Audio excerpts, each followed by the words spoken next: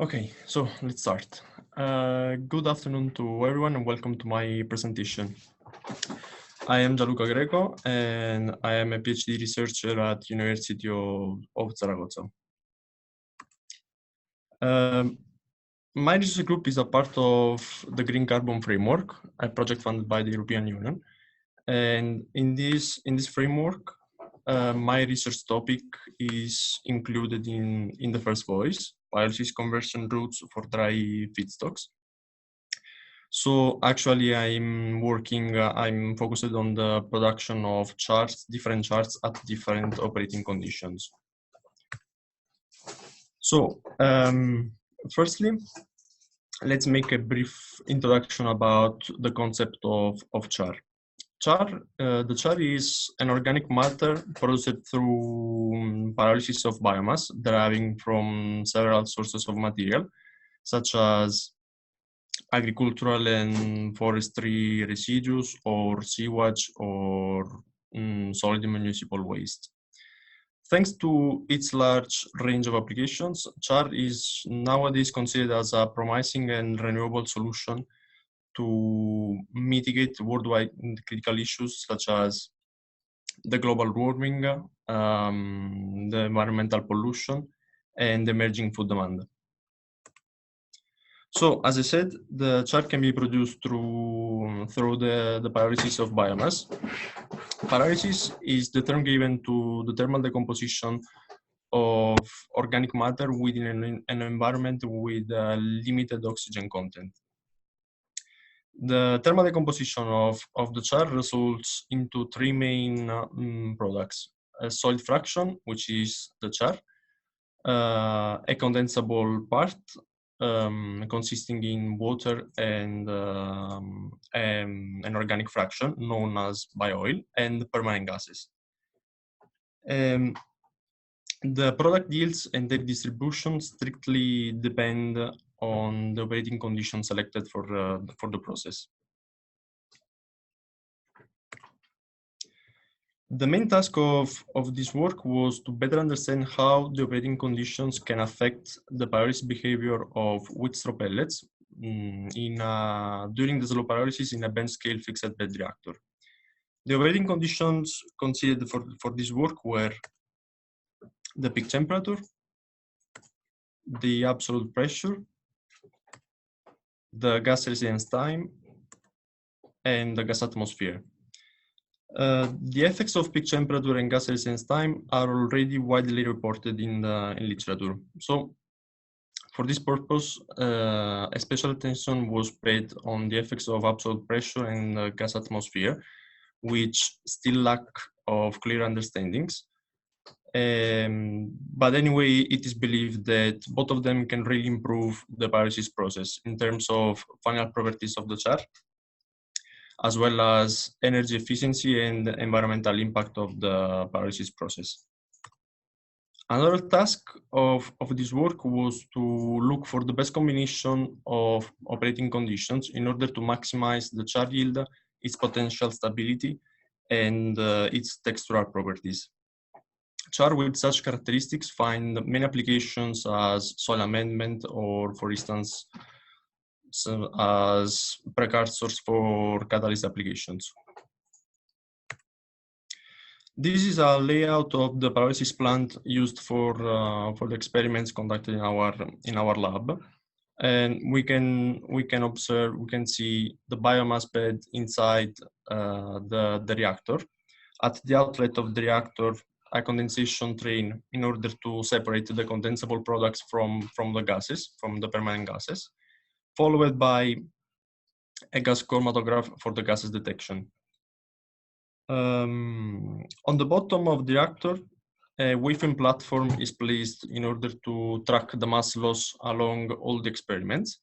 And this configuration, this reactor configuration, which combines the study of the mass profiles with the study of the temperature profiles, together with the analysis, the gases composition, represents a novel approach to study the pyrolysis process, never reported in literature so far. And this is a photo of the reactor placed in our lab, just to give you an idea about its real dimensions.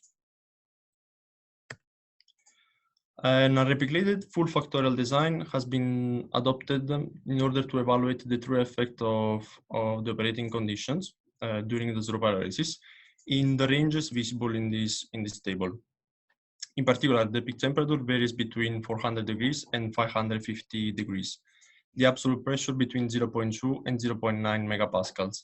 The gas residence time between 100 seconds and 200 seconds, and the reactor atmosphere between a pure nitrogen atmosphere and a mixture of 60% and 40% in volume of CO2 and nitrogen respectively. And the soaking time was kept at 1 hour in the whole set of experiments. The software made-up version 17 was used for the data interpretation. And this table reports all the possible combinations of operating conditions. In other words, the whole set of experiments conducted. This graph shows the mass loss, this one, the time derivative of the mass loss, and the temperature profiles for an experiment with wheat straw conducted at 550 degrees, 0.2 megapascals under a pure nitrogen atmosphere. As we can see, first the thermocouples were placed on the bottom of the biomass bed at different radius, the TC0 and TC1 thermocouples, whereas the thermocouples TC2 and TC3 were placed on the top of the biomass bed at different radius as well. We can observe that the peak of the time derivative of the mass loss was recorded during the volatilization step, which typically occurs between 200 degrees and 400 degrees. And this is the moment when the mass loss is sharper. Increasing the pressure to 0.9 megapascals, the mass loss occurs in a narrower period of time. In other words, the volatilization rate was higher. This was due to the effect of the absolute pressure, which enhances the kinetics of the volatilization reactions. And another difference is in the temperature profiles. Indeed, it is possible to note an exothermic peak during the volatilization step due to the promotion by pressure of the secondary Char reactions, which are reactions which typically have an exothermic peak.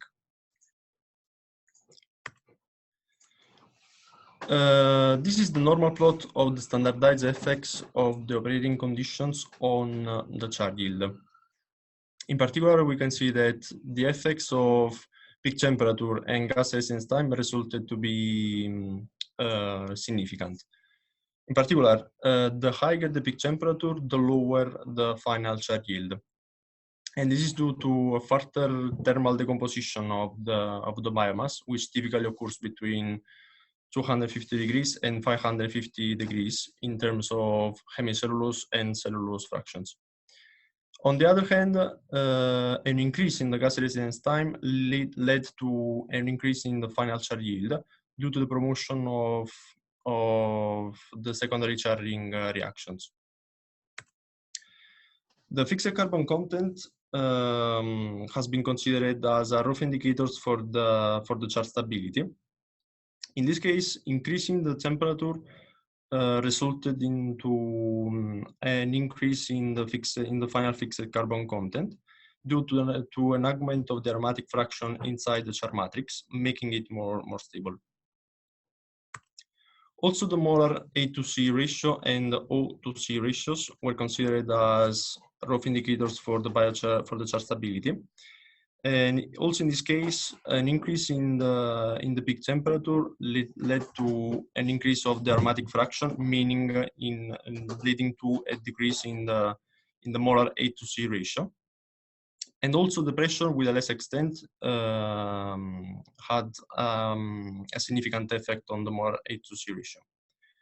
The same conclusions can be drawn for the molar O to C ratio. Also, the BAT surface area has been evaluated in this experimental design. and the isotherms were performed at 0 degrees with CO2, since typically char presents a very ultramicroporous structure. From the experimental design, it resulted that only the peak temperature had a positive effect on the surface area, probably due to a further thermal decomposition, increasing the temperature of the char, leading to a further release of volatiles with the formation of new pores. And this is a good result, since typically the effect of the absolute pressure is reported as a negative effect in the literature for the surface area by clogging the formation of new pores. But in this case, it seems that there are no significant effect from pressure on the final surface area. Also, a preliminary study on the effect of absolute pressure in reactor atmosphere during the slow pyrolysis of wood waste biomass has been carried out in order to make a comparison with the wood straw pellets. This time, the peak temperature and the gas residence time were kept at 550 degrees and 200 seconds respectively, and the soaking time at 1 hour. The whole set of experiments is visible in the table on the bottom, on the left. And again, the software MeetUp version 70 was used for the data interpretation. These tables report the proximate analysis and the lignocellulosic compositions for both the biomasses, the wood straw on the left and wood waste on the right. And in particular, the hemicellulose is considered the main responsible for the volatile production during the pyrolysis, whereas the lignin and, with a less extent, the cellulose are considered the main responsible for the char production. So similarly to what described before, those are two experiments conducted with wood waste at 550 degrees and 0.2 megapascals and 0.9 megapascals respectively, and under a pure nitrogen atmosphere. Three main differences can be detected with the case of wood straw. The first one, the presence of a sharper temperature gradient between the top and the bottom of the biomass bed. And this is due to differences in terms of apparent density between the two biomasses. The second difference is the presence of a double peak in the time derivative for the case at 0.2 megapascals. And this is probably due to differences in terms of lignocellulosic compositions between the two biomasses. And the third one is that increasing the pressure, the double peak disappears. However, it seems that the pressure doesn't increase the utilization rate, just like in the case of the wood straw pellets. Also, this aspect can be attributed to differences in terms of lignocellulosic composition between the two biomasses, especially speaking about the hemicellulose, which is the first part of the biomass to pyrolyze. Similarly to before, the char yield, those are the normal plots for the standardized effects of the operating conditions on the char yield for the wood straw on the left and for the wood waste on the right. We can see that in the case of wood straw, there are no significant effects from pressure and CO2 on the final char yield, whereas in the case of wood waste, the pressure and, with a less extent, the gas atmosphere can significantly affect the final char yield. And also, this aspect can be attributed to differences in lignocellulosic composition between the biomasses. Also, the fixed carbon content, as well as the molar H2C and O2C ratios, have been analyzed. And in this case, there weren't significant effect on these parameters from pressure and gas atmosphere. And finally, also the BAT surface area has been evaluated. And also in this case, there were no significant effects from pressure and CO2. So In conclusion, we can say that the peak temperature results to be important and significant for the stability and the textural properties of the char in a positive way, but also it affected negatively the char yield. So in this sense, research for an optimum in temperature is needed. Also depending on the final application of the char. The pressure seems to be significant on the wood waste derived char yield, but also negligible on both the surface areas of the chars and on the char yield derived from the wood straw. On the other hand, it affects positively the char stability. An increase in the gas resistance time leads to an increase in the char yield, as I said before, due to the promotion of the secondary char reaction. And a switch in the gas atmosphere doesn't seem to affect nothing unless the wood waste derived char yield.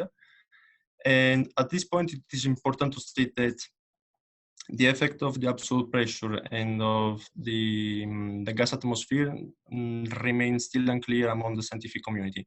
So in this sense, further investigations are needed in order to better understand their effects. And for example, in my case, it would be a good idea to perform a new set of experiments with higher gas resistance time in order to promote the reactions between the forming char and the gaseous species released during the experiments, and to see how the absolute pressure can affect this kind of reactions. So that's all. Thank you very much for your attention.